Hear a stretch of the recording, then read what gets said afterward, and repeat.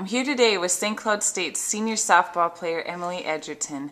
Emily, how does it feel to be starting your senior season? Oh, it's just crazy. I cannot believe that it's my last year. It's my last year ever playing, so I'm kind of excited. We have a great group of girls. I'm very happy to be with all of them and excited to see where our season's going to go.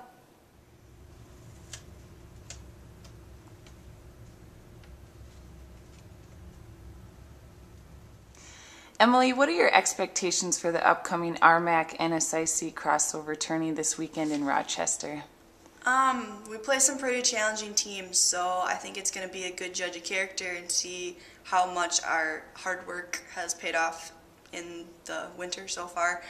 I think it's also going to give us a good starting point to see what we need to work on for Florida and to be successful within the conference.